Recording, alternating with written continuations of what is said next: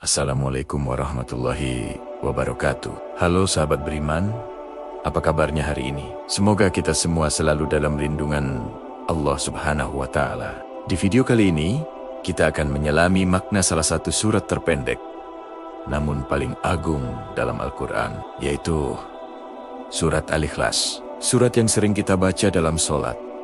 Tapi sudahkah kita benar-benar memahami kedalaman maknanya? Yuk, kita bedah bersama-sama. Surat Al-Ikhlas adalah surat ke-112 dalam Al-Quran. Terdiri dari 4 ayat dan diturunkan di Mekah.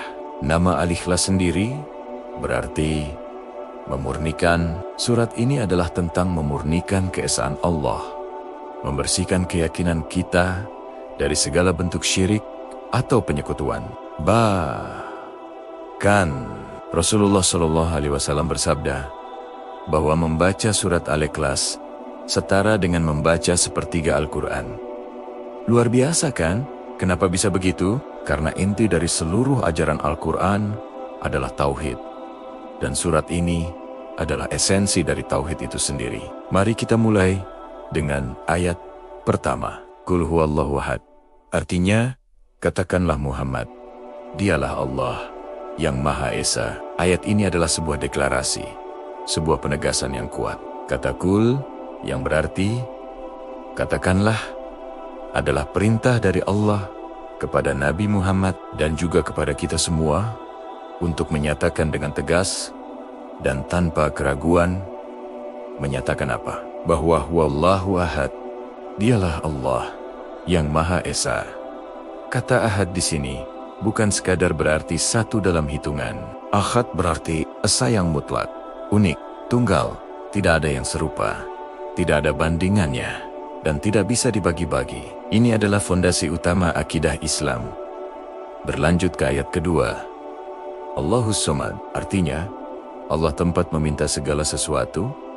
Kata As-Somad ini punya makna yang sangat dalam. As-Somad berarti dia yang menjadi tujuan semua makhluk dalam setiap kebutuhan mereka. Dia tidak butuh makan, tidak butuh minum, tidak butuh tidur. Justru, kitalah, seluruh alam semesta ini, yang bergantung sepenuhnya kepadanya.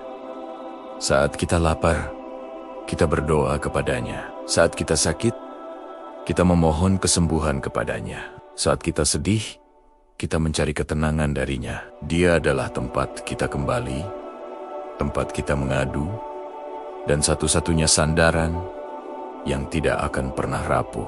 Ayat ini mengajarkan kita untuk hanya bergantung kepada Allah, bukan kepada manusia, harta, atau jabatan. Sekarang kita masuk ke ayat ketiga. Lam yalid, walam yulad. Artinya, dia tidak beranak dan tidak pula diperanakan. Ayat ini adalah penolakan telak terhadap segala bentuk kepercayaan yang menisbatkan anak kepada Tuhan. Konsep Trinitas dalam keyakinan Arab Jahiliyah yang menganggap malaikat adalah anak perempuan Tuhan. Semuanya ditolak dengan ayat ini. Allah itu ahad.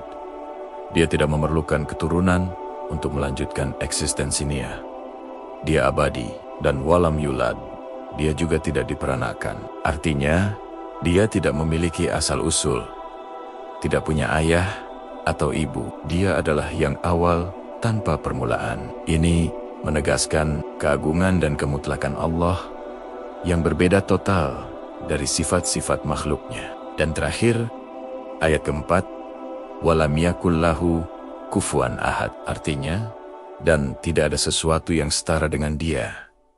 Ayat ini adalah penutup yang sempurna, menyimpulkan semua sifat keesaan Allah. Tidak ada satupun, baik di langit maupun di bumi, dari makhluk yang terlihat maupun yang gaib, yang bisa disamakan atau disejajarkan dengan Allah.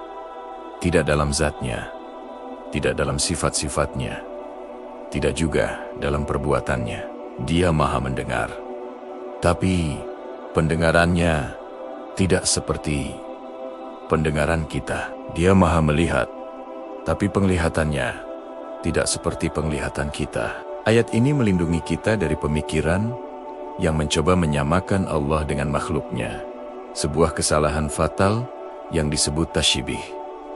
Jadi, Kalau kita rangkum, surat Al-Ikhlas ini adalah paket lengkap tentang tauhid. Ayat pertama menetapkan keesaannya. Ayat kedua menjelaskan bahwa dia adalah satu-satunya tempat bergantung. Ayat ketiga menafikan bahwa dia punya anak atau orang tua, menegaskan perbedaannya dengan makhluk. Dan ayat keempat menyempurnakan dengan menyatakan bahwa tidak ada satupun yang setara dengannya. Inilah mengapa surat ini begitu agung. Memahaminya berarti memahami pilar utama keimanan kita. Dengan merenungi surat Al-Ikhlas, kita belajar untuk memurnikan niat kita dalam beribadah.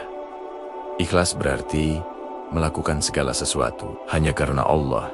Salat kita, puasa kita, sedekah kita, bahkan pekerjaan kita sehari-hari, jika diniatkan karena Allah, akan menjadi ibadah. Surat ini mengingatkan kita untuk selalu mengembalikan segala urusan kepadanya, memohon hanya kepadanya, dan meyakini bahwa tidak ada kekuatan lain yang bisa menandingi kekuatannya. Semoga dengan memahami makna surat Al-Ikhlas ini, keimanan kita semakin kokoh dan ibadah kita semakin berkualitas. Mari kita coba untuk tidak hanya membacanya, tapi juga meresapi maknanya.